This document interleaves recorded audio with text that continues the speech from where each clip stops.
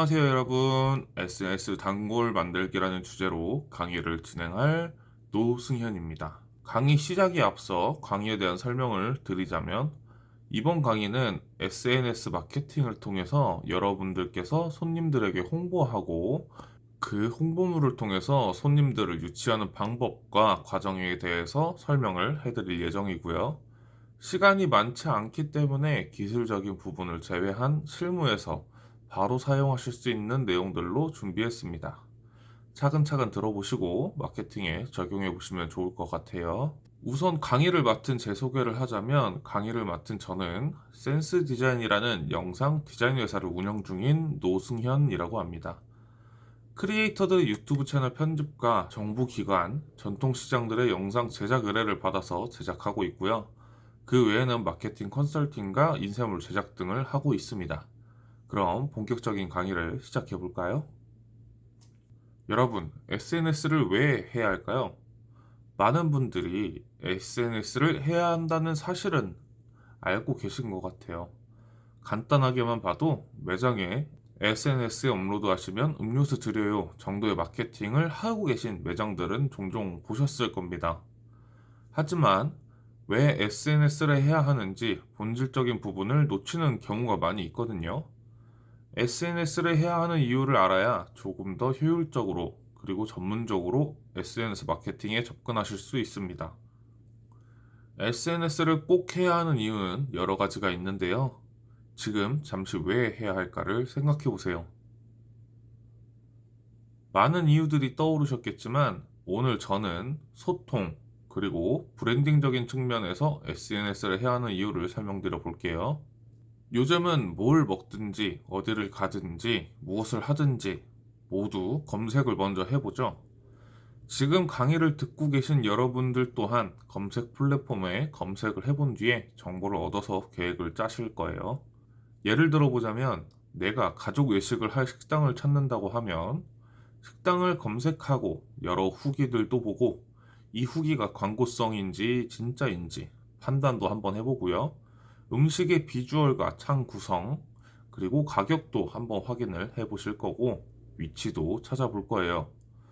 만약 여행을 간다고 한다면 해당 여행지의 포토스팟, 볼만한 곳들이 있는지 한번 더 검색해 보고요. 그 주변에 가볼 만한 곳은 없는지, 숙소는 어디에 있고 후기는 어떤지 모두 검색을 통해서 글과 사진에서 정보를 얻습니다. 자, 지금 제가 예를 들은 얘기 중에 공통적인 내용들이 있죠. 많은 분들이 눈치채셨겠지만 정보를 얻기 전에 우리는 바로 검색을 합니다. SNS를 하는 가장 큰 이유는 바로 이 검색하는 행위에 관여를 할 수 있기 때문인데요. 너무 당연한 얘기 아닌가요? 라고 되물으실 수도 있습니다. 하지만 이 당연한 얘기가 여러분이 앞으로 SNS를 운영하는 데에 인지하고 있느냐 없느냐에 따라서 눈에 보이는 결과가 굉장히 많이 차이가 날 것입니다. 그렇기 때문에 꼭 우리는 검색에 관여해야 한다는 점을 기억해 주세요. 가장 기본적으로 우리가 SNS를 해야 할 이유를 알았는데요. 이제 조금 다른 이야기를 해보죠. 여러분, 단골은 왜 생길까요? 너무 뜬금없는 질문인가요? 모든 분들이 단골이 왜 생기는지에 대해서 굉장히 잘 알고 계실 거라고 생각합니다. 하지만 저는 그 이유를 크게 세 가지로 나눠 봤는데요. 첫 번째는 맛이나 분위기가 좋아서, 두 번째는 서비스가 좋아서, 세 번째는 사장님이 친하고 편해서. 이렇게 세 가지인데, 첫 번째, 맛이나 분위기가 좋아서. 식당이라면 맛이 좋아야 손님들이 다시 올 것이고요. 입소문도 날 것이고요. 매장의 분위기나 청결도 또한 굉장히 중요하겠죠. 두 번째는 서비스가 좋아서. 직원이나 사장님의 손님 응대 능력, 즉 CS 능력 또한 소비자로 하여금 매장에 대한 좋은 기억을 할 수 있게 만드는 요소입니다. 이 서비스 부분에 가성비 또한 포함이 되겠죠. 내가 받은 서비스나 음식이 내가 지불한 금액 대비 얼마나 만족스러운가, 이 부분도 이 서비스에 포함된 이야기일 것입니다. 그런데 사실 첫 번째, 두 번째 이유는 너무나도 당연한 이야기고 충분히 사장님들 또한 알고 계실 겁니다. 그럼 우리가 공략해야 할, 차별화해야 할 부분은 바로 세 번째 이유인 사장님과 친하고 편해서입니다. 예를 들어 볼까요? 내가 평소에 안면이 있고 친분이 있는 사람이 식당을 합니다. 같은 메뉴에 매장이 여러 개 있고 서비스나 맛이 비슷하다면 여러분은 어느 매장에 가시겠습니까? 당연히 친분이 있고 안면이 있는 사장님께서 운영하시는 매장으로 가겠죠. 지금 말씀드린 예가 SNS 마케팅과 무슨 상관일까요? 사장님이 편하고 친해서 라는 것은 바로 고객과의 소통을 뜻합니다. 어쩌면 앞서 예를 든 식당을 사장님은 주변 사람들에게 나 무슨 식당 하니까 다음에 놀러 와 라는 말을 하고 다녔을지도 모릅니다. 하지만 그 말을 하기 전에 충분히 고객이 될지도 모르는 누군가와 상호작용을 하고 소통을 했겠죠. 그 소통을 저희는 이제 SNS를 통해서 하게 되는 겁니다. SNS로 소통을 하고 안면을 터서 다른 많은 매장들이 아닌 안면이 있는 내 매장으로 방문하게 하는 것. 이것이 우리가 앞으로 SNS를 해야 할 궁극적인 마케팅 방법입니다. 앞서서 검색에 관여하자고 말씀을 드렸고 지금은 SNS로 소통을 하자고 말씀을 드렸는데요. 이 두 가지를 합쳐서 생각을 해보면 검색에 관여해서 나의 SNS를 보게 만들고 그 보러 온 누군가와 최대한 소통을 해서 단골 고객으로 만들자 라는 것이 SNS 활용의 목표가 되겠네요. 자, 그럼 여러 가지 SNS 플랫폼 중에서 우리는 어떤 SNS를 해야 할까요? 그걸 결정하기 위해서 먼저 각 SNS 플랫폼의 특징에 대해서 한번 알아보도록 합시다. 현재 엄청나게 많은 SNS 플랫폼이 있지만 시간 관계상 모두 설명드리기는 어렵고 가장 많이 사용하고 효율적인 네이버 블로그, 인스타그램, 유튜브 이렇게 세 가지를 중점적으로 알아보도록 하겠습니다. 첫 번째, 네이버 블로그입니다. 네이버 블로그는 국내 최대 검색 포털인 네이버에서 운영 중인 SNS 플랫폼이죠. 과거에는 파워 블로거라는 것이 직업이 될 정도로 SNS 마케팅 쪽에는 꽤나 오래되고 탄탄한 플랫폼입니다. 특징을 살펴보자면 네이버라는 검색 포털의 검색을 기반으로 노출이 되고요. 국내에서는 굉장히 넓은 사용자 연령층을 확보하고 있는 플랫폼입니다.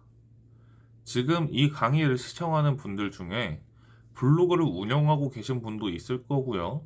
광고 대행사와의 협업으로 일정 서비스나 음식을 제공하고 고객이 글을 써주는 소위 체험단 형식의 마케팅을 해보신 분도 있으실 겁니다.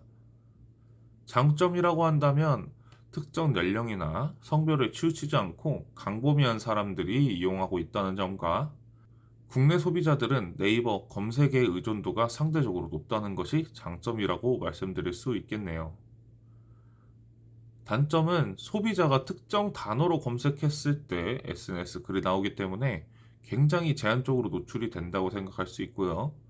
굉장히 오래되고 많은 마케팅이 시도되는 플랫폼이다 보니 그에 맞게 그 노출 경쟁률 또한 매우 높습니다.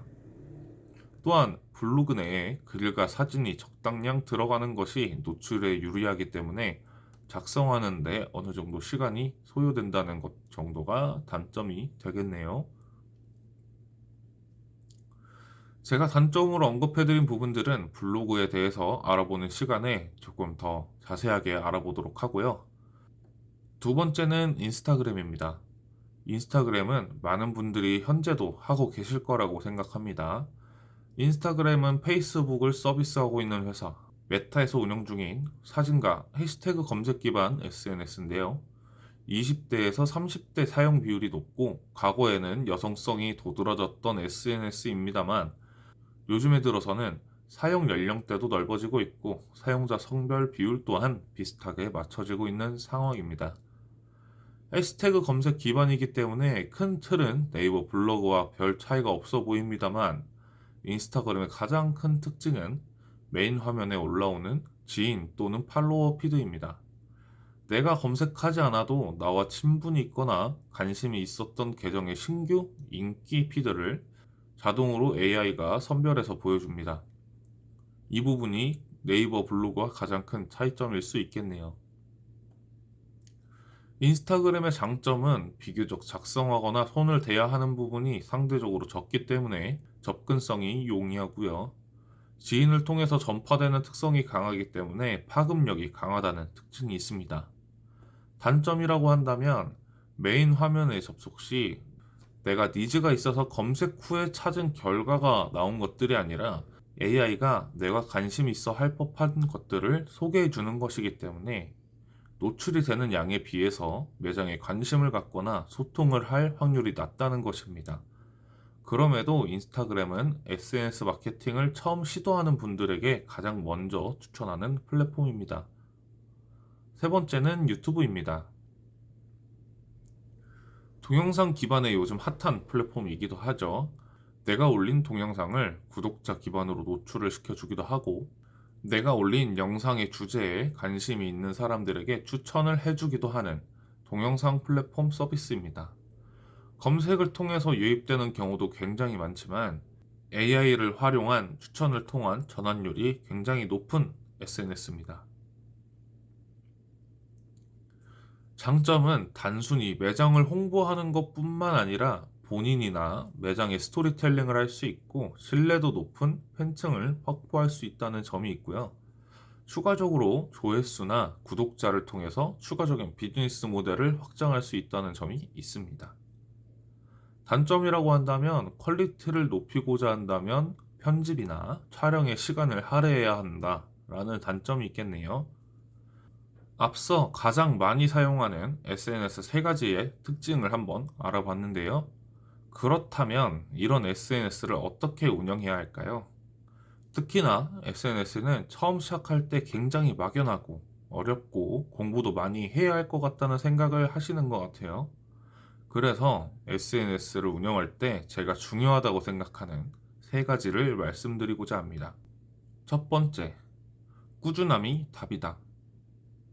처음 SNS를 운영하기 시작했을 때 많은 분들이 나 이 글 사진이랑 올렸는데 반응이 언제 오지? 조회수는 언제 오르지? 하면서 굉장히 불안해 하시는 경우가 많습니다. 제가 많은 분들께 드리는 말씀 중에 하나는 SNS는 농사와 같다는 말씀을 꼭 드립니다. 진득하고 꾸준하게 운영을 하셔야 효과를 볼 수 있는 것이 바로 SNS입니다. 조급해하지 마시고 꾸준히 운영을 하시다 보면 효과를 꼭 보실 수 있습니다. 두 번째는 좋은 컨텐츠가 시선을 잡는다입니다. 제가 이렇게 말씀을 드리면 나는 포토샵도 못하고 프리미어도 못하고 디자인 컨텐츠를 만들 수가 없는데요? 라고 말씀하시는 분들이 계세요. 근데 좋은 컨텐츠라고 하면 대부분 디자인적으로 예쁘고 화려한 컨텐츠를 생각하시는 경우가 많은데요. 물론 디자인적으로 예쁘고 화려한 컨텐츠 또한 좋은 컨텐츠가 맞죠. 하지만 보기 좋은 것뿐만 아니라 내용 또한 굉장히 중요합니다. 고객이 들어왔을 때 원하는 정보를 얻고 꾸준하게 볼 수 있는 컨텐츠를 제작하는 것 또한 굉장히 중요합니다. 세 번째는 검색이 핵심이다입니다. 아무리 좋은 컨텐츠를 꾸준하게 올린다고 해도 누가 봐주지 않으면 아무 의미가 없겠죠. 앞서 말씀드린 검색에 관여한다 라는 말을 절대 잊지 마세요. 앞으로 모든 컨텐츠를 제작하고 만들 때는 검색을 염두에 두고 제작을 하셔야 합니다. 이렇게 제가 SNS 운영을 하면서 중요하게 생각하는 세 가지를 정리해 봤는데요. 이 세 가지를 기본으로 제가 실제로 사용하고 있는 SNS 실천법을 소개해 드릴까 합니다. 매일 1시간 단골을 늘리는 SNS 실천법이라고 제목을 만들어 봤는데요. 매일 1시간 정도 SNS를 하면서 신경 써주셔야 할 실천법을 준비해 봤습니다. 첫 번째, 바로 업로드 시간 정하기. 꾸준히 SNS 컨텐츠를 발행하시려면 일단 나의 일상에 방해가 돼서는 안 됩니다.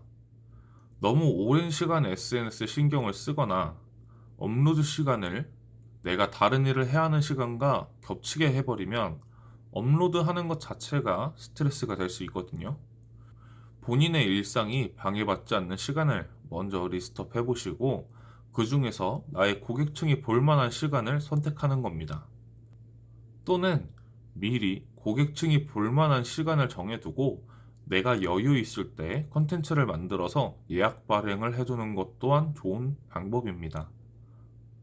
두 번째, 사진과 영상은 여러 각도에서 SNS에 올리려고 사진을 신경 써서 딱 찍었는데 막상 올리려고 보니 예쁘지도 않고 내가 의도한 결과물이 안 나오는 경우가 더러 있습니다. SNS 비율에 맞지 않게 촬영을 해버린 경우도 있고요. 이런 경험 SNS를 해보셨다면 한 번씩 있으시죠?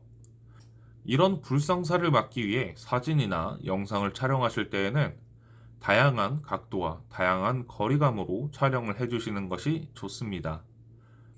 결과물 중에 내가 가장 원했고 적절하게 만들어진 결과물을 선택해서 업로드하세요. 세 번째, 짧고 굵은 스토리텔링. 홍보성 컨텐츠를 업로드할 때 너무 직관적이고 광고성이 짙은 설명은 소비자에게 오히려 거부감을 주게 됩니다.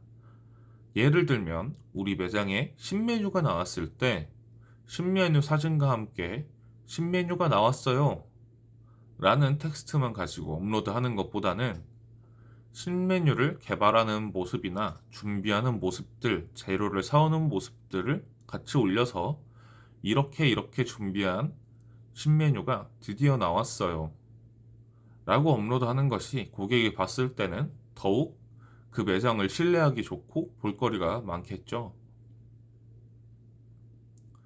앞서 말씀드린 것처럼 고객과의 소통을 해야 한다는 점 꼭 염두에 두시기 바랍니다. 네 번째, 친구 만들기. SNS는 다양한 사람들과 소통이 가능한 플랫폼입니다. 고객이 될지도 모르는, 그리고 나의 컨텐츠를 배포해 줄지도 모르는 누군가와 소통하고 관계를 맺으면 내 컨텐츠가 전달될 경로가 많아지기 때문에 하루에 한두 명이라도 가볍게 인사하고 소통하면 좋습니다. 단, 소통을 원하실 때에는 댓글에 너무 상투적인 말투로 작성을 하면 오히려 역효과가 날 수 있기 때문에 댓글은 그 사람이 올린 컨텐츠와 관련된 내용으로 적어주시는 게 좋습니다. 예를 들어 강아지 사진이 올라온 피드에 친하게 지내고 싶어요 또는 소통해요 이런 상투적인 말보다는 강아지 종이 뭔가요? 너무 예쁘네요 같이 그 사람이 댓글을 달아줄 무언가를 만들어주는 것이 소통에 도움이 됩니다. 자, 이번 강의는 여기까지고요. 다음 시간에는 검색 포탈 네이버 기반의 네이버 블로그에 대해서 자세하게 알아보겠습니다.